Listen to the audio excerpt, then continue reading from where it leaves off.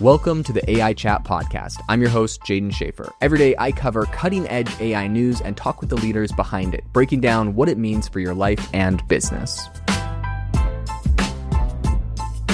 Alphabet, the owner of Google, is trying to raise $80 billion in a stock sale. $10 billion of that is going to come from Berkshire, which is pretty crazy. And all of this is to fund their AI build-out. At the same time, Trump is signing a narrower AI executive order. He got a lot of pushback from the AI industry and has adjusted. I'll talk about the pros and cons of that.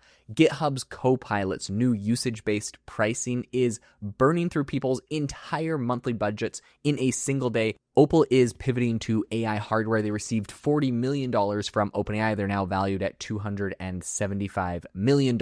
And Uber is capping their employees' AI spending at $1,500 per tool after they burnt through the entire annual budget in under 4 months. If you want to get all of these news stories straight into your email inbox every day, I have a newsletter you can subscribe to on the subscribe tab of AIChatDaily.com. I was just looking at it, guys. I have a 40% open rate on a daily AI newsletter, meaning if I sent out 10 emails, 40% of people are going to open every single one for something with thousands of subscribers. I'm super impressed. It is built for people that are actually shipping stuff. I can see the emails of the people that subscribe to it. So I have people from Google, OpenAI, Meta, Databricks, Microsoft, Amazon, Techstars, Copy AI, 11 Labs, TikTok, Cisco, Google DeepMind, and tons of other incredible places that all read this newsletter. So if you want to get everything that's happening with AI, go check out AIChatDaily.com/newsletter. There's a link in the description, or it's the big subscribe button on the top right-hand corner of AIChatDaily.com. The first story is that Alphabet is raising $80 billion through stock sales. The big anchor on this whole sale is that they're getting $10 billion from Berkshire Hathaway. More on that in a second. What's going on right now is that the AI infrastructure spending of Google and, Alphabet, the owner of Google, has absolutely exploded to $80 to $190 billion this year. And the problem is that that's actually outpacing their operating cash flow. So it's basically forcing them to tap into equity and debt markets as the entire hyperscaler cohort, all of the other competitors like Amazon and Microsoft and everyone else, are all collectively moving towards $1 trillion in AI spending by 2027, which is wild. This raise in particular includes about $30 billion in underwritten offerings, $15 billion in mandatory convertible preferred stock, and a $40 billion at the market program launching in Q3. So Berkshire Hathaway's position has, they're putting in $10 billion now, but their position has been growing. This isn't like a new thing for them. They only had about $4.3 billion in November, and they're up to almost $20 billion now. This is one of Berkshire's largest tech holdings after Apple. Alphabet, Microsoft, Meta, Amazon combined, they're all tracking towards this $700 billion in CapEx this year. And I think Wall Street is saying that there's going to be about $1 trillion, like I mentioned, by 2027. Alphabet just admitted basically that Wall Street already knows something. The hyperscalers can't self-fund all of these AI build-outs that they're trying to do. So Berkshire's $10 billion vote of confidence, I think, is a pretty important thing if nothing other than like a signal that they're like, look, like they make smart investments. They believe Google's going to be able to pay it back. I think you can expect Microsoft, Meta, and Amazon to follow in their own kind of mega raises. It's interesting. We're all used to seeing Anthropic and OpenAI do these huge raises, but it's like Google's having to go out and get more money too because it's just so expensive, but it's incredibly valuable to build these out, right? We see even XAI and SpaceX, right, with their massive data center build out that they used for training Grok, they could go and turn around, even if the Grok usage wasn't insane, they turn around and they can sell that back to Anthropic for $1.5 billion a month. So there's a lot of money to be made in these data centers and in buying all of these chips. Okay, Trump is signing an executive order today where he's asking AI companies to voluntarily submit their frontier models 30 days before they release them. Originally, it was 90 days, which I'm going to be honest, 3 months ahead of time, I think is too much if you're trying to be competitive. We're trying to be competitive with China and a lot of other countries. If all of our models were going to get held back, 90 days for the government, which I don't even think is that great at monitoring everything, but I guess you have to have some sort of regulatory body, perhaps, right? Like the Federal Aviation Administration for airplanes. Maybe we need that for AI. I don't really like regulation, but perhaps it's needed. Anyways, I'm happy to move it down from 90 to 30 days. And it's also voluntary, right? So it's not like they're being forced. Now, the reason why they've made a bunch of these adjustments, Silicon Valley pushed back, which I think some people will say this is a pro, some people will say this is a con. They're like, oh, look, Silicon Valley is pushing around the government, telling them what to do. Or you could say, maybe the government is listening to the people who have expertise in this area. There's, two sides to the coin. I think right now this is showing that the federal oversight is basically voluntary, so there's no mandatory licensing regime, but we do have some sort of framework in place. And I think they're just right now trying to prioritize speed.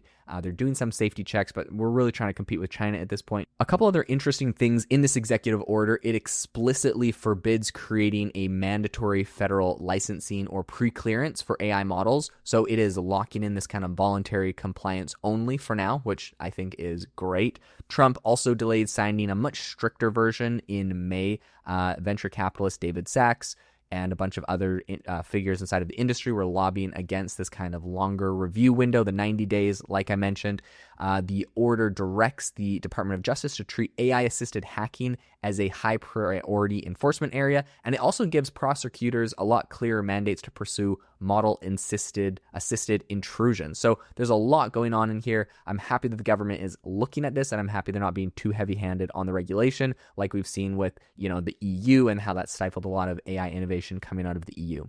All right, GitHub Copilot is getting a massive backlash. So they switched their pricing yesterday, and they started to charge 0.01 per credit, so basically 1 penny per credit. And users have reported that they are using their entire monthly allotment in a single hour or a single day. If you're on the $10 a month pro plan, that now includes only 1,500 credits. One user burned 840 credits in one day. Another user said they used 8,000 monthly credits in 24 hours.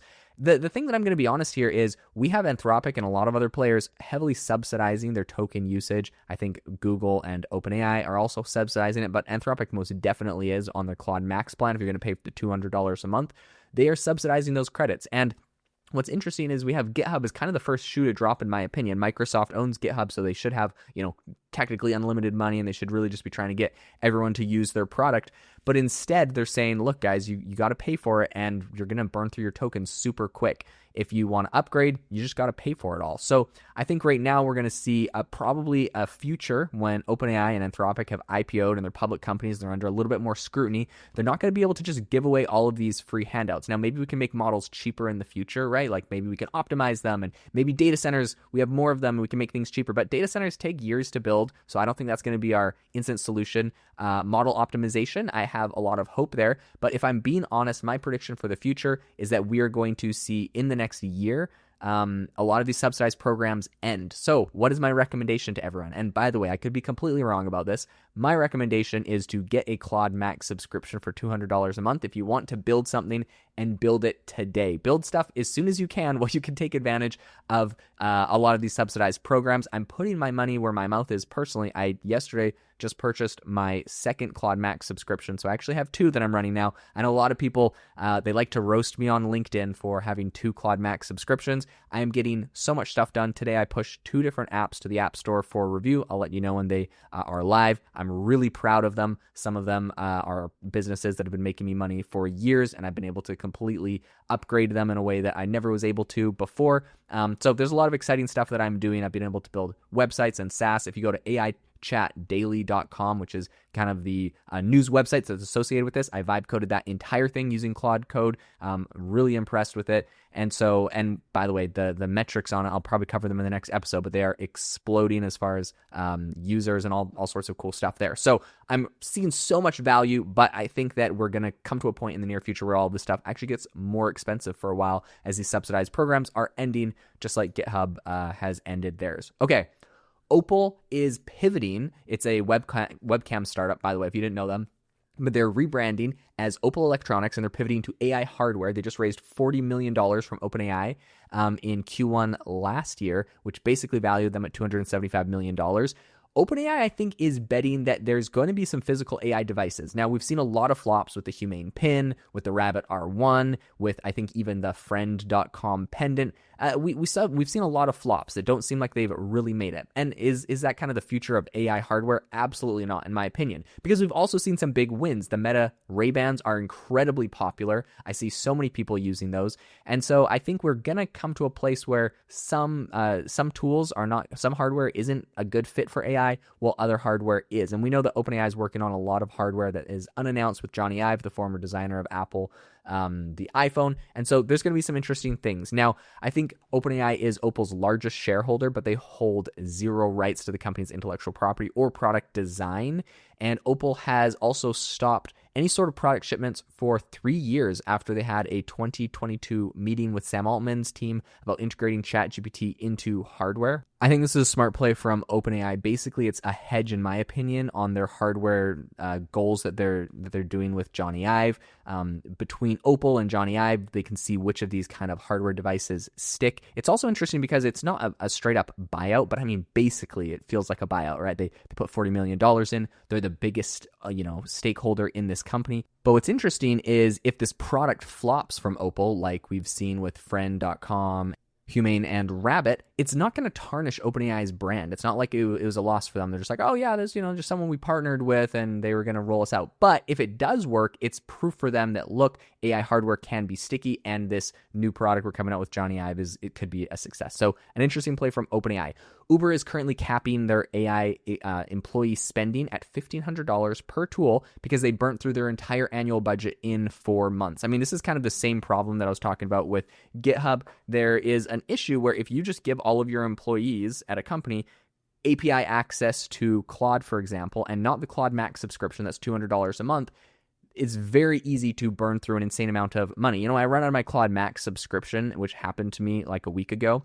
I was like, okay, fine, I'll just buy some extra tokens because you can buy like overage tokens. So I was like, I'll just spend $200, see how long it lasts me. I've spent the $200 in one day. So I'm happy to spend $200 a month because the token cost for me would be that much every single day times 30 days, which is $6,000. And that was also, this was actually, maybe this was a few weeks ago. This was before they said they doubled the usage and the token limits because they made the SpaceX deal. So somewhere between $6,000 and $12,000. I am really happy for the $200 a month. I think that's insanely subsidized, and I recommend, like I already mentioned, everybody get access to that. That's it for the podcast. Thank you so much for tuning in. Guys, if you want to try my startup and get access to over 80 different AI models in one place for $8.99 a month, go check out aibox.ai. You can chat with 80 different AI models, video, audio, image, and you get access to everything in one platform. You don't have to log into a bunch of different places, share your credit cards with a bunch of different platforms, remember your passwords. One place, all of your data, all of your info in one platform,